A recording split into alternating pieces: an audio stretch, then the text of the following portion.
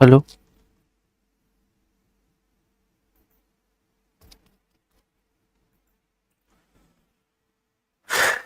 नमस्कार साथियों, एनालाइजर में आपका स्वागत है। राष्ट्रीय विधिक सेवा प्राधिकरण या फिर विधिक सेवा प्राधिकरण अधिनियम 1987 के अंतर्गत अब हम चलेंगे अगले क्लास में, और इस क्लास में हम देखेंगे सीधे सीधे अभी तक जो हमने पढ़ाई की है अध्याय 3 तक कर ली है। अब इस वीडियो में हम देखेंगे, इस क्लास में हम देखेंगे अध्याय 4 पर बात करेंगे। अध्याय 4 क्या है? तो अध्याय 4 में लिखा है विधिक सेवाओं के लिए हकदारी। विधिक सेवाओं के लिए हकदारी। इसका मतलब क्या है? इसका मतलब यह है कि जो विधिक सेवा प्राप्त करने का विषय है, यानी जो दुर्बल वर्ग है, वो तो बता दिया गया कि दुर्बल वर्ग को विधिक सेवा मिलेगा, निःशुल्क विधिक सेवा मिलेगा, यानी ऐसी कोई व्यवस्था मिलेगी उनको कानून के मामले में कि वो अपनी दुर्बलता की वजह से या फिर अपनी गरीबी की वजह से, अपनी नासमझी यानी जानकारी के अभाव की वजह से कानून का लाभ लेने से वंचित न रह जाए, वैसे वर्गों को दिया जाएगा विधिक सेवा। लेकिन वैसे वर्ग के अंतर्गत कौन कौन होंगे, किसको हम मानेंगे? मैं कहूंगा कि मैं दुर्बल हूं, मेरे से भी कोई गरीब है वो कहेगा मैं दुर्बल हूं, मेरे से कोई अमीर है वो कहेगा मैं दुर्बल वर्ग से हूं। तो किसको दुर्बल वर्ग में माना जाएगा, यानी किसको विधिक सेवा दी जाएगी जो कि निःशुल्क विधिक सेवा होगी? ये बात हम बात करेंगे अध्याय 4 पे। विधिक सेवा के लिए हकदारी में का मतलब यही है कि विधिक सेवा के लिए हकदार कौन होगा। और अध्याय 4 के अंतर्गत हमको दो धाराएं पढ़नी है मुख्य रूप से। एक तो होगा धारा 12,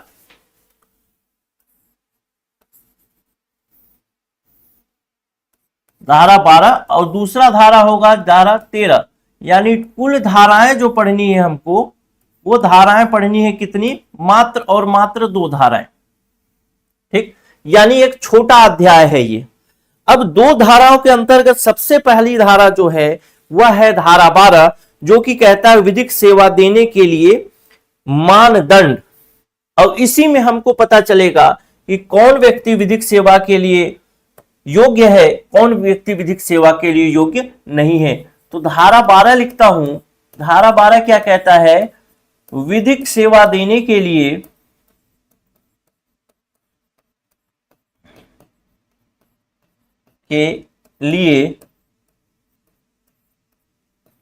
मानदंड, यानी कौन कौन से पैमाने होंगे, कौन कौन से पैरामीटर होंगे जिसमें यह जांचा जाएगा कि कोई व्यक्ति विधिक सेवा प्राप्त करना, कि उसको विधिक सेवा देना है या नहीं देना है, यानी कौन से वर्ग के व्यक्ति को। दुर्बल वर्ग तो मैंने कहा, लेकिन दुर्बल वर्ग में कौन है? तो आपके अधिनियम में लिखा है कि प्रत्येक व्यक्ति जिसे कोई मामला फाइल करना है या उसे अपनी प्रतिरक्षा करनी है, इस अधिनियम के अधीन विधिक सेवा का हकदार होगा यदि व्यक्ति, मतलब विधिक सेवा कब दी जाएगी? कुल मिला के यहां पर जो विधिक सेवा की बात हो रही है, धारा 12 के अंतर्गत विधिक सेवा की बात कर रही है, यह वकील वाली बात कर रही है, यानी इसमें उसको वकील दिया जाएगा चीजों को हैंडल करने के लिए। ठीक, तो दोनों ही चीजें हैं। पहला तो मामला फाइल करने की बात है, मामला फाइल करना है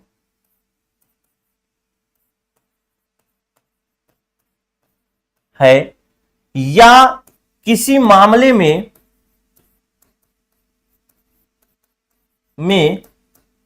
प्रतिरक्षा चाहिए, समझते हैं अभी के लिए।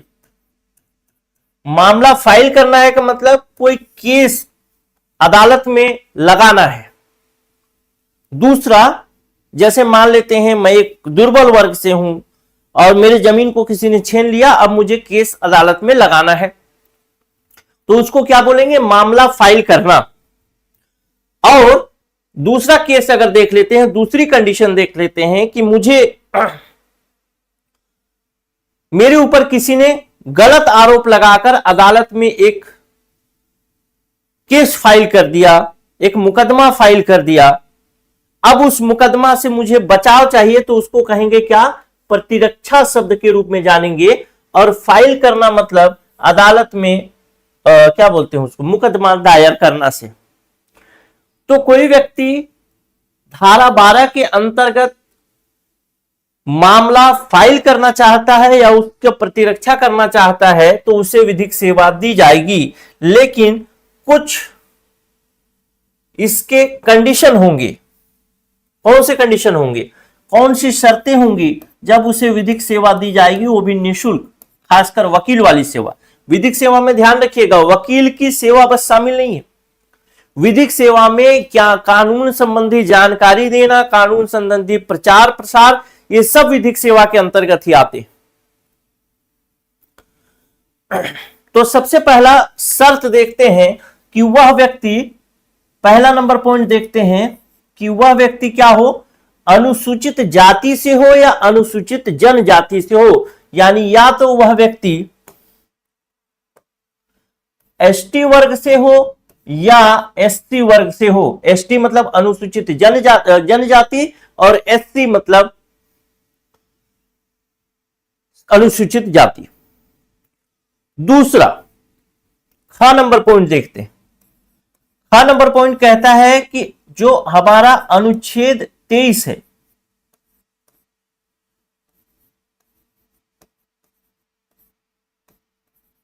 अनुच्छेद 23 क्या कहता है? बलात् श्रम के बारे में बात करता है, यानी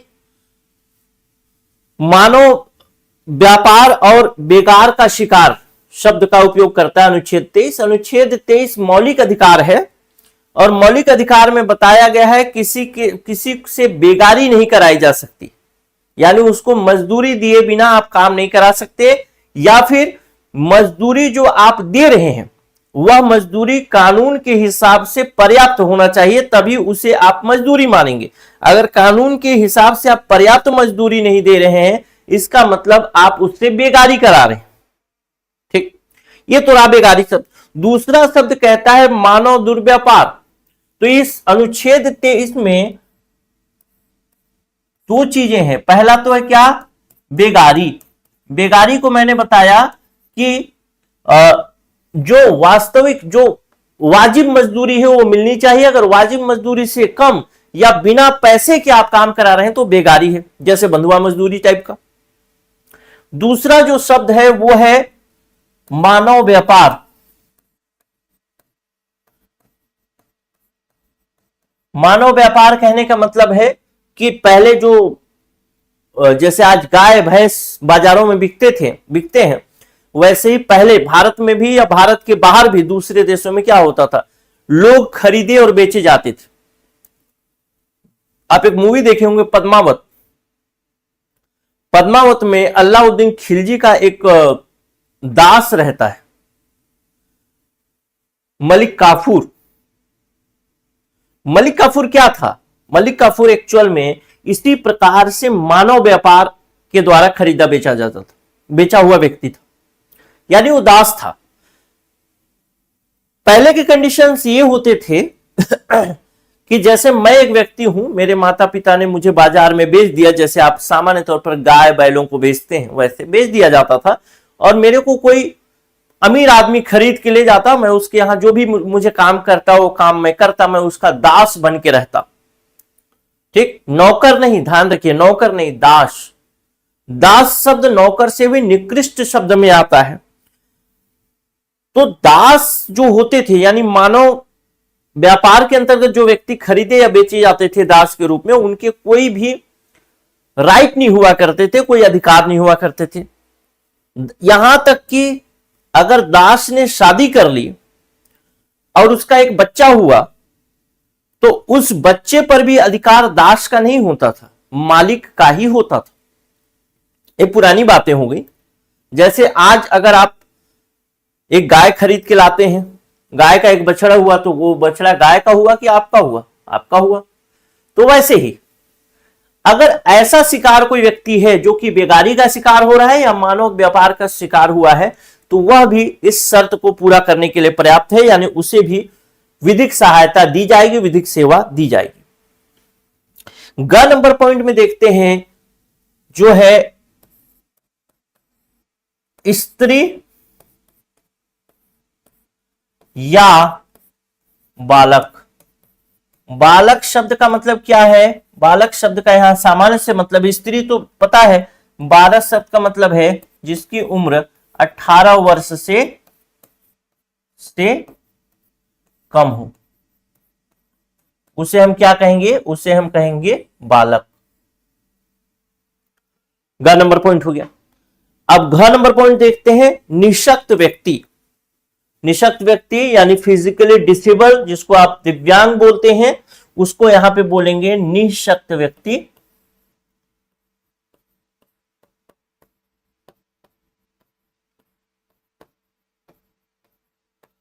अब ये निशक्त व्यक्ति कौन होगा, इसके विषय में भी इतना तो आपसे डीप में नहीं पूछेगा, लेकिन आपको मैं बता देता हूं कि निशक्त व्यक्ति के लिए एक अधिनियम बना है जिसका नाम है समान अवसर अधिकार संरक्षण और पूर्ण भागीदारी अधिनियम 1995। और उस 1995 के अधिनियम में बताया गया है निशक्त व्यक्ति की परिभाषा। उसी परिभाषा के अनुसार जो निशक्त व्यक्ति होगा उसे यहां पर निःशुल्क विधिक सेवा दी जाएगी। ठीक, यानी 1995 के अधिनियम के अनुसार निशक्त व्यक्ति निर्धारित किया जाएगा। इसको ध्यान रखने की जरूरत नहीं, आपसे पूछेगा नहीं, लेकिन कभी अगर मान लेते हैं, कभी घुमा फिरा के पूछ ही दिया तो कितना लंबा याद करोगे? कम से कम 1995 याद रहेगा तो भी काम हो जाएगा। और इस पॉइंट से प्रश्न आएगा, ध्यान रखना। ठीक, फिर अगला नंबर पॉइंट जो है घ नंबर के बाद चलते हैं अंग नंबर में।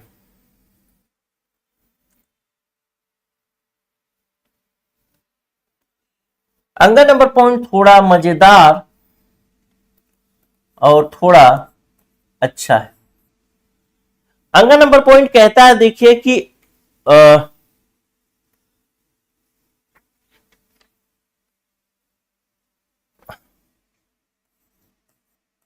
जो शब्द लिखा है उसको लिख देता हूं, अनहर अभाव की दशा के अधीन व्यक्ति। अभाव की दशा के अधीन व्यक्ति, इसका मतलब क्या है कि ऐसा व्यक्ति जो कि अभाव की दशा में जी रहा है, लेकिन अभाव की दशा कैसे निर्मित हुई?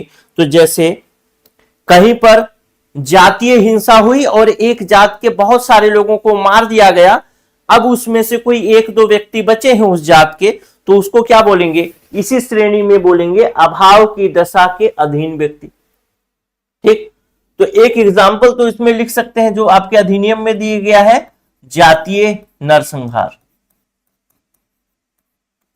जातीय उल्टा होगा ना, जातीय नरसंहार। दूसरा कंडीशन ये हो सकता है कि कहीं जातीय अत्याचार हुआ, जातीय अत्याचार नरसंहार नहीं हुआ लेकिन अत्याचार हुआ, तो दूसरा नंबर पॉइंट लिखते हैं जातीय अत्याचार। इसके अलावा भी बातें लिखी गई हैं, जैसे कहीं बाढ़ है, कहीं सूखा है, भूकंप आ गया, औद्योगिक संकट आ गया, तो की भी बात करता है। यानी ऐसे क्षेत्र का व्यक्ति वो तो अभाव में है, जहां बाढ़ आ गया तो बाढ़, सूखा, भूकंप, भूकंप,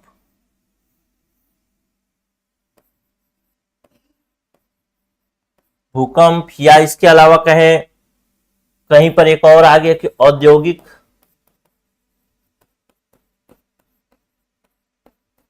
क्या बोलते हैं उसको, औद्योगिक संकट का शिकार हो गया, तो ये भी इसके अंतर्गत आएगा अंगा नंबर पॉइंट। अब देखते हैं 6 नंबर पॉइंट। 6 नंबर पॉइंट ये अभी तक तो बहुत आसान चल रहा है, कोई दिक्कत नहीं, कहीं पे कुछ ध्यान रखने वाली मतलब वो नहीं।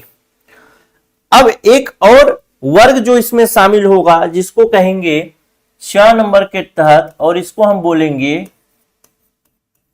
औद्योगिक कर्मकार, यानी उद्योग के क्षेत्र में जो व्यक्ति कर्मचारी के रूप में काम कर रहा है, जैसे मान लेते हैं लोहा बनाने वाली फैक्ट्री है और वहां पे कोई व्यक्ति वर्कर है, मतलब श्रमिक है, उद्योग के क्षेत्र में श्रमिक है, तब की स्थिति। इसके अलावा 6 नंबर पॉइंट लिखता है अभिरक्षा। अभिरक्षा में रखा गया व्यक्ति। अभिरक्षा जिसको आप बोलेंगे अंग्रेजी में, अगर बोलेंगे तो आप बोलेंगे कस्टडी। कस्टडी, इसको अंग्रेजी में क्या बोलेंगे? कस्टडी। कस्टडी का सामान्य सा मतलब समझिए कि कहीं जेल जैसे स्थान पर रखा गया व्यक्ति, यानी ऐसा व्यक्ति जिसको समाज से काट करके अलग रख दिया गया। कस्टडी, अभिरक्षा यानी जेल समझ कर रखिए, ठीक। या पुलिस स्टेशन पर भी अगर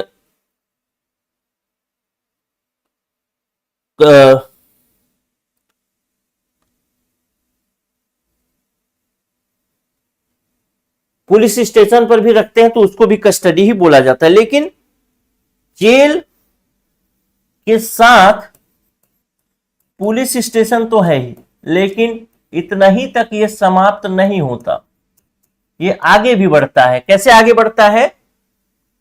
ये पहला बात कहता है कि अभिरक्षा में रखा गया व्यक्ति, मतलब कस्टडी जेल में रखा गया है या पुलिस स्टेशन में रखा गया है, वो तो एक है।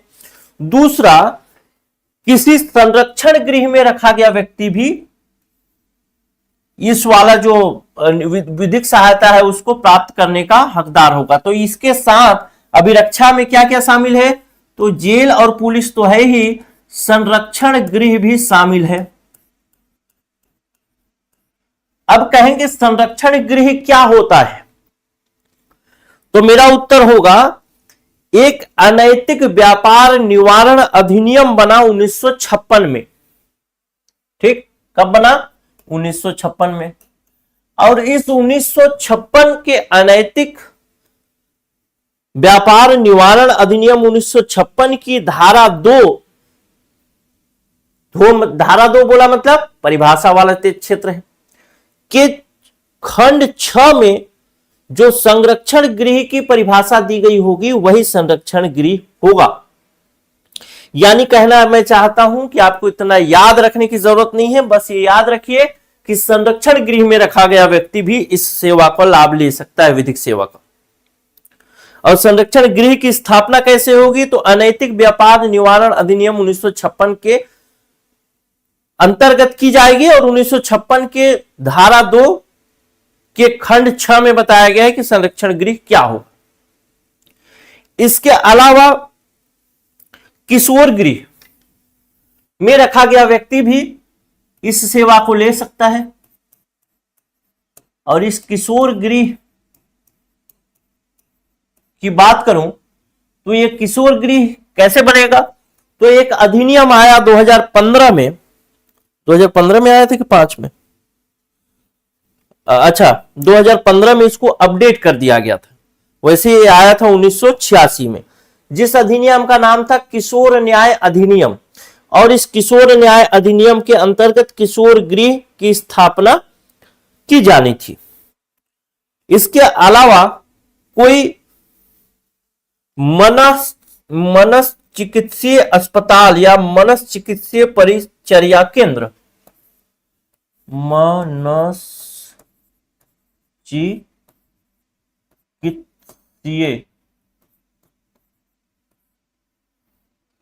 अस्पताल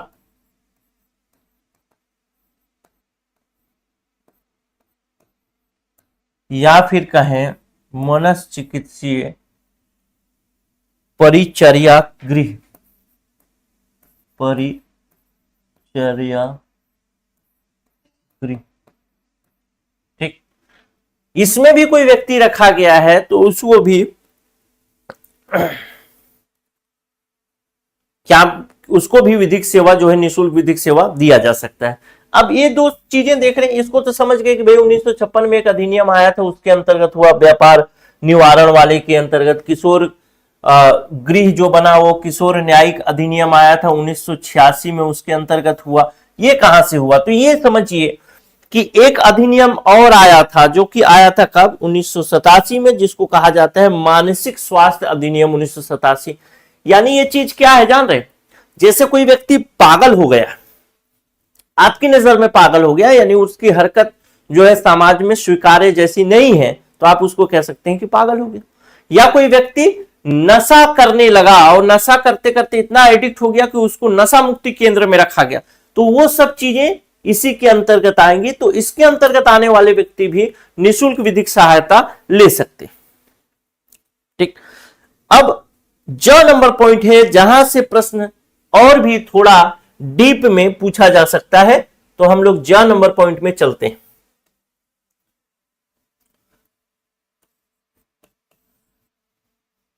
ज नंबर पॉइंट किसी वर्ग या समूह को नहीं बताता। ज नंबर पॉइंट बताता है, आय के विषय में बात करता है कि जिनकी आय अगर कम है, कम मतलब गरीब है, तब की स्थिति में उनको निःशुल्क सहायता दिया जा सकता है, यानी विधिक सहायता उनको उपलब्ध कराई जा सकती है। और गरीब कितने हैं यह चीज बताने की कोशिश करता है। गरीब, और यहां पे गरीब का मतलब किससे है? आय से। गरीबी कैसे नापी जाएगी? आय से नापी जाएगी, इनकम से नापी जाएगी। इनकम शब्द को जब भी मैं सुनता हूं, पढ़ता हूं, तो मुझे याद आता है एक बहुत नवयुवना ने एक थोड़े बुजुर्ग व्यक्ति से, अधेड़ उम्र की व्यक्ति से विवाह कर लिया। तो उसकी सहेली ने पूछा कि तुम इसमें क्या देखा तुमने कि तुमने इस बुजुर्ग बुढ़े से शादी कर ली? तो लड़की बताती है, एक तो इसकी इनकम और दूसरे इसके दिन का, तो जैसे ही गुजरेगा सारा पैसा मेरा। ठीक, तो आय के हिसाब से देखा जाएगा कि आय के हिसाब से जिसकी आय कम होगी वो इसका हकदार होगा। तो अब देखते हैं, इसमें दो कंडीशन हो सकते हैं। पहला तो कोई मामला जो कि उच्चतम न्यायालय में लगाना हो।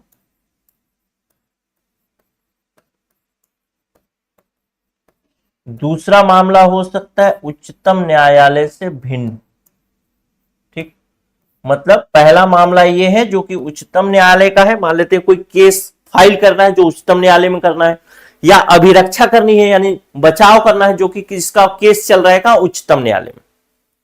ठीक, उच्चतम न्यायालय से भिन्न मतलब कोई भी हाई कोर्ट हो, सिविल कोर्ट हो, कोई भी कोर्ट हो छोटा मोटा, जो उच्चतम न्यायालय सुप्रीम कोर्ट को छोड़ दो। ठीक, तो यदि उच्चतम न्यायालय का मामला है तो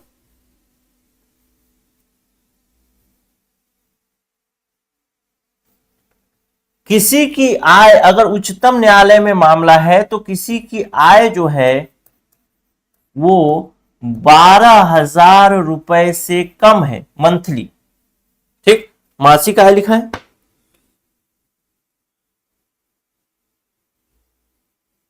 यदि मामला उच्चतम न्यायालय से भिन्न किसी न्यायालय में 9,000 रुपए या ऐसी अन्य उच्चतम रकम जो विहित किया है कम, और यदि मामला उच्चतम न्यायालय के समक्ष है तो 12,000 रुपए से उच्चतर जो कम वार्षिक, सॉरी मासिक नहीं है, ये आय कैसा है?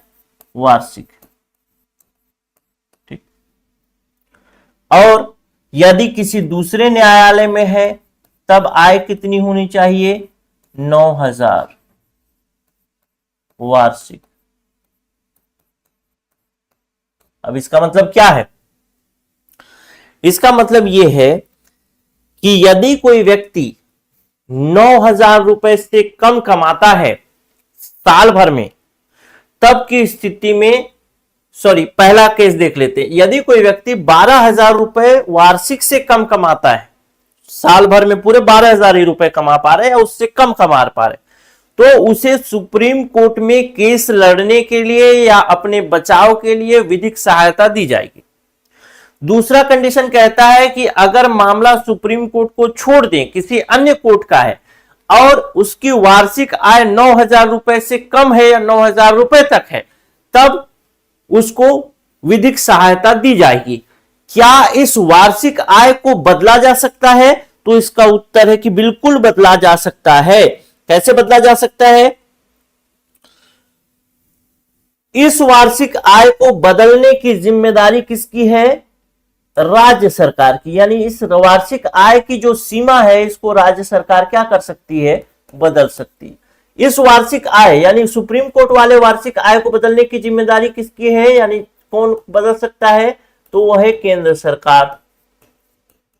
तो बदल करके क्या करेगा? केंद्र सरकार बदल के 12 से 8,000 कर देगा? नहीं, इस 12,000 से अधिक कुछ कर सकता है। जैसे 12 से 13 कर दिया, 15 कर दिया, 18 कर दिया, 2 लाख कर दिया, कुछ कर सकता है। बढ़ा सकता है, घटा नहीं सकता। उसी प्रकार से राज्य सरकार इस 9,000 वाले रकम को क्या कर सकती है? बढ़ा सकती है, लेकिन घटा नहीं सकती। क्लियर है? कोई समस्या? कोई समस्या नहीं। बस यह आय से संबंधित बात है जिसको आपको समझना है कि कोई व्यक्ति, आय मतलब कोई व्यक्ति गरीब है, लेकिन यहां पे गरीबी रेखा के कार्ड को पैमाना नहीं माना गया है, गरीबी रेखा की सूची को पैमाना नहीं माना गया है, यहां पर आय को पैमाना माना गया है और आय इनकम सर्टिफिकेट से डिसाइड होगा। ठीक, आय को इनकम सर्टिफिकेट के अलावा भी अन्य तरीकों से डिसाइड किया जा सकता है, जैसे शपथ पत्र, एफिडेविट के माध्यम से, उसको हम लोग पढ़ेंगे आगे। यहां तक बात तो समझ में आ ही गई होगी मेरे ख्याल से कि विधिक सेवा किसके किसके लिए दी जाएगी। तो सबसे पहली बात तो विधिक सेवा किसी मामले को फाइल करने के लिए, यानी मुकदमा दायर करने के लिए या मुकदमा से बचाव करने के लिए दिया जाएगा। कौन कौन से ऐसे वर्ग होंगे जिनको विधिक सहायता दी जा सकती है निःशुल्क? तो पहला तो एसटी एससी वर्ग होगा। दूसरा, अनुच्छेद 23 के अंतर्गत बेगारी, मानव व्यापार या से ग्रसित कोई व्यक्ति हो। ग नंबर पॉइंट, बालक या स्त्री हो। निःशक्त व्यक्ति, जो कि 1995 की परिभाषा के अनुसार बताता है। या फिर कोई अभाव की दशा में जी रहा है, जैसे जातीय नरसंहार, जातीय अत्याचार, बाढ़, सूखा, भूकंप या औद्योगिक संकट का शिकार हुआ तो व्यक्ति। इसके अलावा जो औद्योगिक कर्मकार है वो, इसके अलावा अभिरक्षा यानी कस्टडी में रखा हुआ व्यक्ति, जिसके अंतर्गत संरक्षण गृह, किशोर गृह, मनश्चिकित्सीय अस्पताल, मनश्चिकित्सीय परिचर्या केंद्र बताया, गृह बताया। ठीक, ज नंबर पॉइंट जो कि बताता है कि गरीब मतलब आय से डिसाइड होगा कि आय कितनी होगी, तो उसको निःशुल्क या विधिक सहायता सेवा दी जाएगी। ठीक, तो ये बात तो कल क्लियर हो गया कि अब ये सब चीजें तो बताई गई। अब हम पढ़ेंगे धारा 13।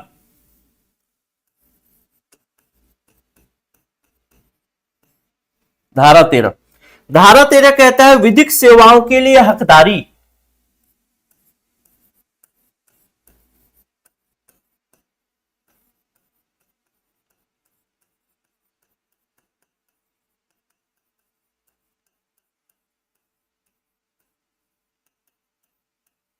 इसके अंतर्गत हमको पढ़ने हैं वो 2 उपधाराएं पढ़नी, उपधारा 1 और उपधारा 2। ठीक, तो पहली उपधारा कहता है कि उपधारा 12 के अंतर्गत, यानी जो हमने अभी देखा कि कौन कौन से लोगों को दिया जाएगा विधिक सहायता, जो 12 में देखा। ठीक, ये सब चीजें तो उपधारा 12 के अंतर्गत जो व्यक्ति मानदंडों को पूरा करेगा उनको विधिक सहायता उपलब्ध कराने के मतलब उपलब्ध होने के हकदार होंगे, उनको उपलब्ध कराया जाएगा। तो यहां पे एक चीज ध्यान रखना है कि जो धारा 12 है, इस धारा 12 के कुछ शर्त या सभी शर्त, धारा 12 के कुछ शर्त या सभी शर्त को पूरा करने वाला, धारा 12 के कुछ शर्त या सभी शर्त को पूरा करने वाले व्यक्ति को विधिक सहायता प्राप्त होगा। यानी ऐसा व्यक्ति जो धारा 12 की कुछ शर्त, धारा 12 की कुछ शर्त मतलब जैसे वो गरीबी वाला शर्त है, या फिर हो सकता है कि सारे शर्त पूरा करे, मतलब एसटी एससी भी हो, अनुच्छेद 23 के अंतर्गत बेगारी का भी हो, स्त्री हो, निःशक्त व्यक्ति हो सकता है जातीय नरसंहार का शिकार हुआ हो सकता है औद्योगिक कर्मकार भी हो, अभिरक्षा में भी रखा गया हो और गरीब भी हो। तो सभी शर्त को पूरा करे तो भी, कुछ शर्तों को पूरा करे तो भी उसे विधिक सहायता दी जाएगी, यानी वह विधिक सहायता का, विधिक सेवा प्राप्त करने का हकदार होगा। ठीक, कुछ शर्त या सभी शर्त को पूरा करने वाला व्यक्ति क्या करेगा, विधिक सेवा का हकदार होगा।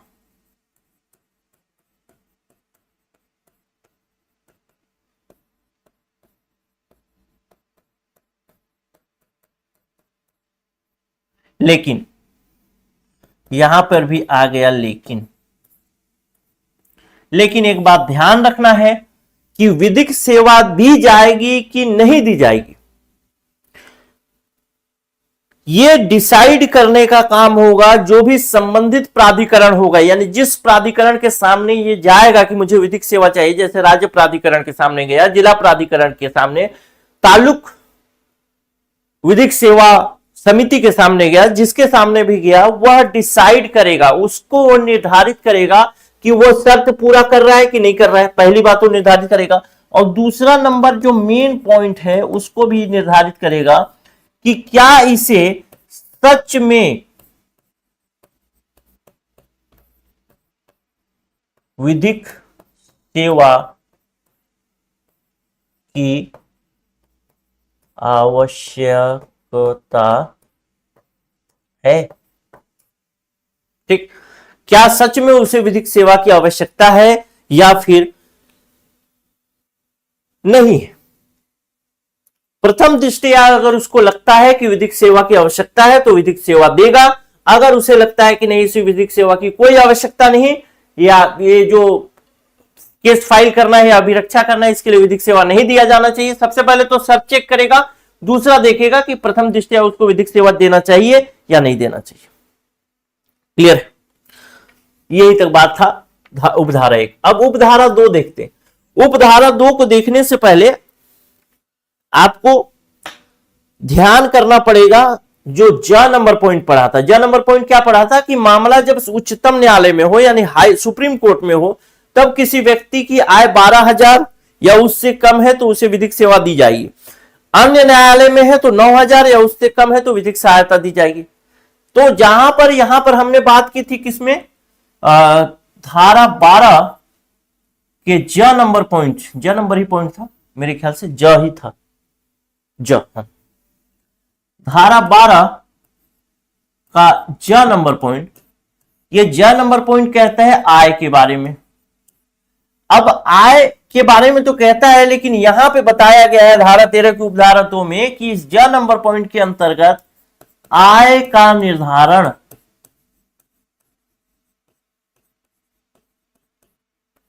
कैसे होगा।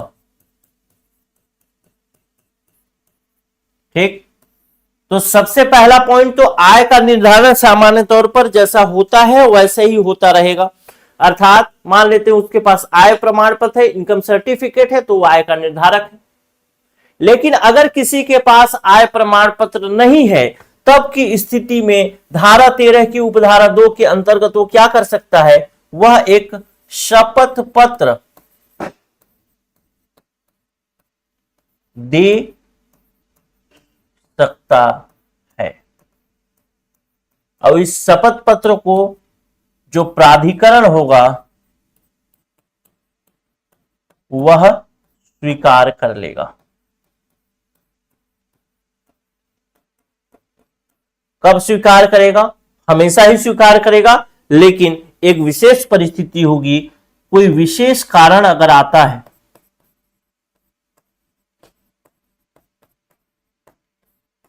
कारण। कोई विशेष कारण क्या है? विशेष कारण मतलब इसी को ध्यान रखना है कि शपथ पत्र हमेशा ही स्वीकार किए जाएंगे जब तक कि जो संबंधित प्राधिकरण है उसके पास ऐसे शपथ पत्र के पर विश्वास न करने का पर्याप्त कारण हो। ठीक, अगर शपथ पत्र पर विश्वास न किया जाए, इसके लिए उसके पास पर्याप्त कारण है, अब प्राधिकरण के पास, यानी प्राधिकरण को लगता है कि यह शपथ पत्र गलत है और प्राधिकरण उसको प्रूफ कर सकता है कि हां यह शपथ पत्र गलत है। या फिर जैसे एक केस समझते हैं कि मान लेते हैं प्राधिकरण के पास कोई गया, अपना शपथ पत्र दिया, बोला कि मेरी इनकम जो है साल भर की 6,000 रुपए है। ठीक, लेकिन कोई एक व्यक्ति चाहे जैसे भी, प्राधिकरण को पता चल गया कि इसकी इनकम जो है 50,000 रुपए है।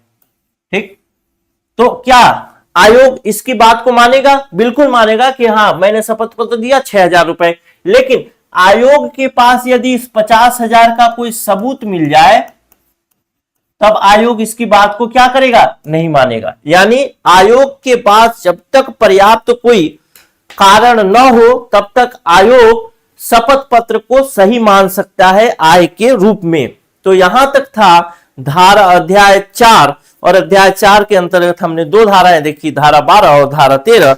अब अगले वीडियो में हम बात करेंगे अध्याय 5 पर, जो कि थोड़ा सामान्य सा है, प्रश्न पूछे जाने की संभावना कम है, फिर भी हम लोग चलेंगे, पढ़ेंगे, क्योंकि हो सकता है कि पूछ ले, जितना पूछेगा उतना तो पढ़ाना ही पड़ेगा।